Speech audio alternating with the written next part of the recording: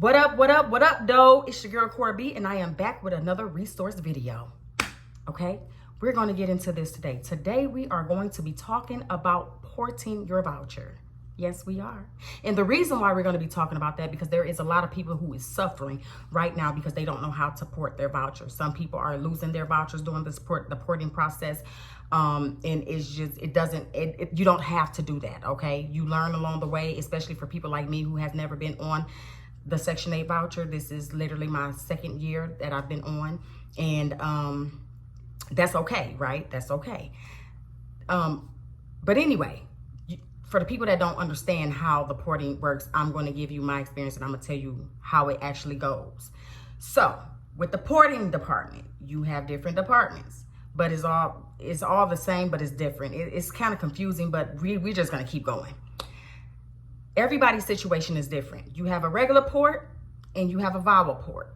The regular port is a person who is just like me. We're just going to port in to another state. I'm from Michigan and I would like to port into Texas. And it's going to be done the regular way. Sometimes ports can take up to 90 to 45 days or maybe 145 days, depending on where you're going. Where I live now, their ports is taking a long time. And that's because a lot of people are trying to come here to Texas. So that is why it takes as long as it takes. Yeah. Not only that, then you have another port department, which is the same department, but it's just, you got to work. Everybody works differently. I guess they, different packets pick up different things or different people pick up different things. I don't know. You have the VAWA for porting. So you're porting in either one, regular porting, the regular way, or you're porting in for VAWA. VAWA is domestic violence. So you don't get any help when you're porting in from domestic violence. You still have to do everything the same. You're still on your own. Now, you can find some moving companies that'll help you because of your situation. If you're facing domestic violence, you can. In my situation, there was nothing out there in El Paso. There was no help for domestic violence victims at all. At all. I would never live there again. My living in El Paso wasn't bad, but that's another video. It wasn't bad, but it was boring because I knew nobody. But it's okay. I don't care about that. Keep going. So, so the thing is, even with domestic violence, you still have to look for your own spot. You still have to look for everything. Now, let me tell you with the VAWA program, okay? The way this works is they will not give you no time frame. There is no time. I know a person who said that they gave them time, but I don't know if they actually said, I don't know if they actually went through because it was domestic violence. I think that they just did a regular way. With the regular way porting, they ask you 9 times out of 10, sometimes they'll ask you, well, how much time do you need? With domestic violence, they don't ask you that. They just, next month, they just not paying your rent no more. That's just how they go. So now you have 3 weeks, depending on when you did it, 3 weeks to get on up out of your house. So yeah, that's how that works with me. That's how that worked for me. So I had 3 weeks to move. I hate saying I had 3 weeks to move and I had to go.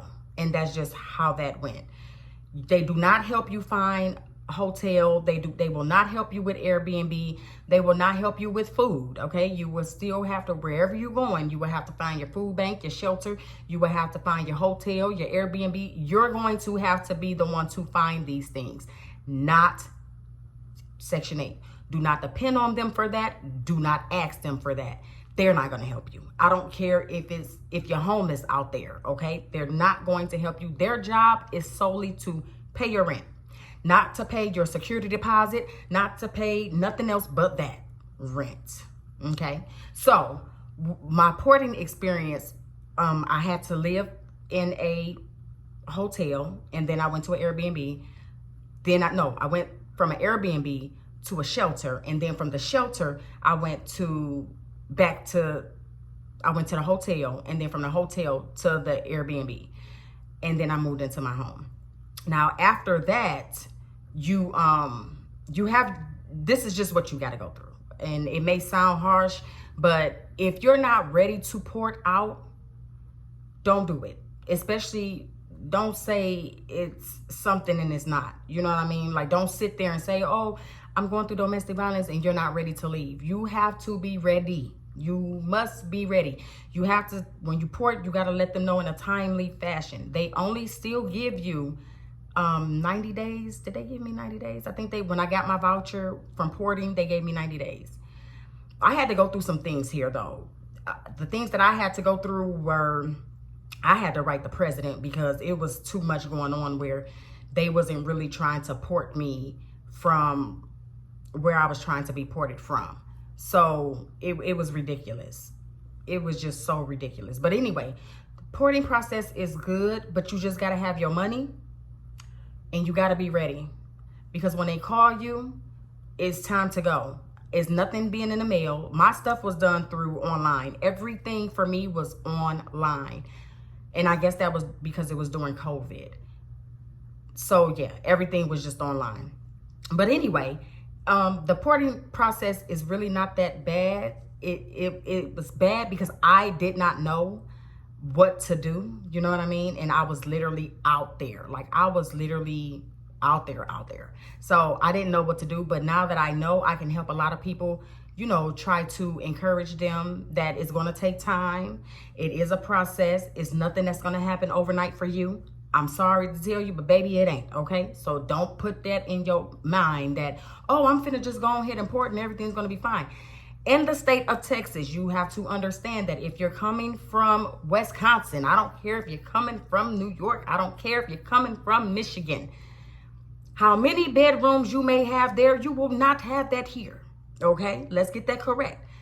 It is considered 2 heartbeats per room. They do not care if your son is 21 years old and your daughter is 5. They have to share a room. They do not care. Now, do I think that that's okay? I think that's bold as shit.